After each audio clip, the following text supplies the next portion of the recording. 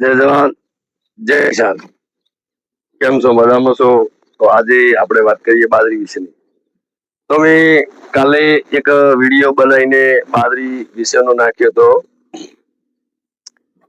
કે વિડીયો આજે બનાવવાનું કારણ એ છે કાલે જે વિડીયો ખેડૂતનો બનાવ્યો હતો, હું પણ ખેડૂત છું, અને કાલે જે વિડીયો બનાવ્યો હતો તે મેં બનાવ્યો હતો રોટાવેટર ઢોકળોની અંદરમાં હાકી અને બાજરી પોખી લીધી હતી. તો એ બાજરીની અંદરમાં ભાગ બી પડી ગયો હતો, અને આ ખેડૂતે બાજરી મતલબ રોટાવેટર કાઢ્યા વગર અને પૂરી બાજરીના અંદર રાયડાના બધે દોઢ બહાર કાઢી દાંતરડાથી વેણ પૂરો કરી અને એક મતલબ સીધે સોંગ જગ્યા પાડીને એક જગ્યાએ ટેબો પણ કરી દીધો. એ પણ ઓમને દાખલા તરીકે આવતી સાલે એને ગાવટ કરી અને ખેતરની અંદર નાખશે તો પણ એ બી હરી જશે, એટલે ખાતર પણ થશે. અને તમે કાલના વીડિયા ને આજના વીડિયા ને બાજરીને રાત દિવસનો વટો હોય, એ બાજરી અને આ બાજરી બે હંગાતી હતી, મતલબ 2-3 દિવસનો ગાળો હોય, વધારે નહીં. આ મતલબ લાગુ લાગી છે, કોઈ ઘણું સેટું નથી, 2 ખેતરા ખાલી સેટું હોય.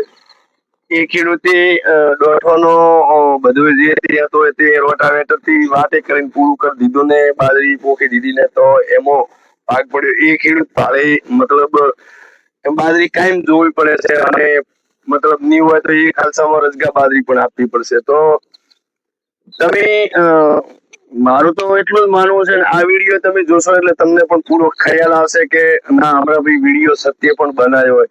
તમે કઈ જગ્યાએ જુઓ, મને કઈ જગ્યા ગાળો બતાવો કે કઈ જગ્યાએ કે આ જગ્યા તો અને બાજરીને ક્યાંય તમને દેખાય કે બાજરી ઉતરેલી છે કે ગાળો પડી ગયો, એ પણ તમને રિયલમાં નહીં દેખાય. જો બાજરી બધી બતાવો હમણાં ભાઈ, જો કઈ જગ્યાએ ગાળો તમને નહીં દેખાતો, બાજરી પણ બહુ સરસ ઊભી છે, જોઈ લો. તમારા ખેડૂત મિત્રોને કેવું એવું છે, થોડીક મજૂરી કરો અને 100% ભગવાન તમારી મજૂરી મજરે પણ લેશે અને માથે પણ મજૂરી તમારી નહીં રાખે. કારણ કે આ ખેડૂતી મજૂરી કરી તો બાજરી સોલટ લેશે, અને રોટાવેટર મતલબ ટ્રેક્ટર ને સેલ મારીને ખેતરમાં જઈને રોટાવેટર કલાકમાં ગાડીને પૂરું કરી દીધું. મતલબ તો ભમરાભાઈ બાજરીને હોઠવા લગાડે, તો હોઠવા ન લગાડવા માટે આ સાલે તો દરેક ખેડૂતે જે કર્યું તે, પણ આવતી સાલે મારા ખેડૂતને અને મારો વિડીયો બને એટલો મારા ખેડૂત સુધી, મારા કિસાન સુધી શેર કરવાની પણ જરૂર છે.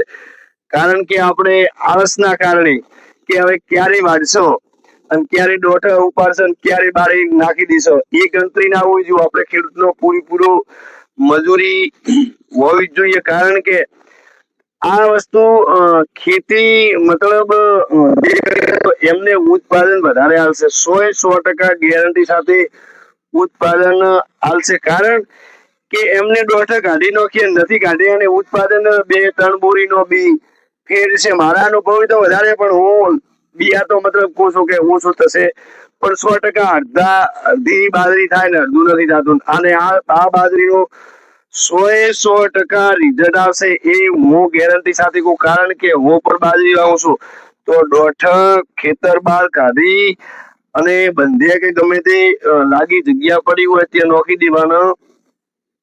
અને હું વર્ષો રાયડો બી વાવું છું, અને વર્ષો હું પણ ખેતી કરું છું, પણ હું આવી ખેતી રોટાવેટર વાળી નથી કરતો. આજ દાડા સુધી મારા ખેતરની અંદર મતલબ મારા પાસે 2 વીઘા 5 વીઘા 10 વીઘા હોય તે મને રોટાવેટર નફરત છે. કેમ નફરત છે? એક તો રોટાવેટર જમીને બાંધી નાખે છે અને પરપડો બહુ ઉડાડી નાખે, એટલે આપણે કોઈ લેખે લાગતું નથી. અને પોવાય તો પણ મને તો તોય નથી પોવાતી.